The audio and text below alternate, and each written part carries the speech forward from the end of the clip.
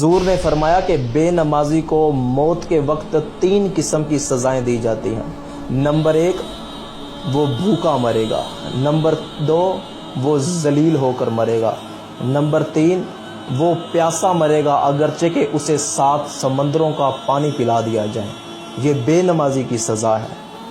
بے نمازی کو قبر میں ملنے والی سزائیں۔ اللہ کے نبی نے فرمایا کہ جب کوئی بے نمازی مرتا ہے تو اس کی قبر کو اتنا تنگ کر دیا جاتا ہے کہ اس کی پسلیاں آپس میں مل جاتی ہیں، اس کی قبر کو جہنم کی آگ سے بھر دیا جاتا ہے، جہنم کی کھڑکی اس کی قبر میں کھول دی جاتی ہے، اور اللہ تعالیٰ اس کی قبر میں ایک اژدہا مقرر کرتا ہے جس کا نام ہے شجاع الاقرع۔ اس کی آنکھیں آگ کی بنی ہوگی، اس کے ناخنوں کی لمبائی 1 دن کی مسافت ہوگی، اور اس کی آواز میں بجلی کے جیسی کڑک ہوگی۔ وہ کڑکدار لہجے میں بے نمازی کو بلائے گا اور کہے گا کہ میرے رب نے مجھے تجھ پر عذاب دینے کے لیے مقرر کیا ہے، مجھے حکم ہے کہ یہ بندہ فجر کی نماز نہیں پڑھتا تھا، اس کو فجر سے لے کر ظہر تک مارا جائے،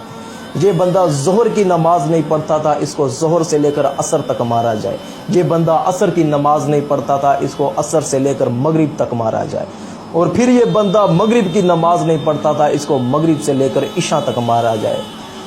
اور اس کی مار کی ضرب اتنی شدید ہوگی کہ 1 ضرب بندے کو مارے گا، بندہ 70 ہاتھ زمین کے نیچے جائے گا، وہ پھر بندے کو نکالے گا، پھر مارے گا، پھر نکالے گا، پھر مارے گا، قیامت تک یہ عمل کرتا رہے گا۔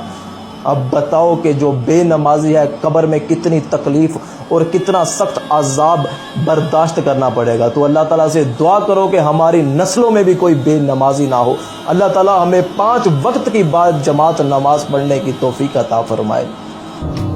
شیئر ضرور کریں، ہو سکتا ہے آپ کے ایک شیئر سے یہ بات کسی کے دل میں اتر جائے۔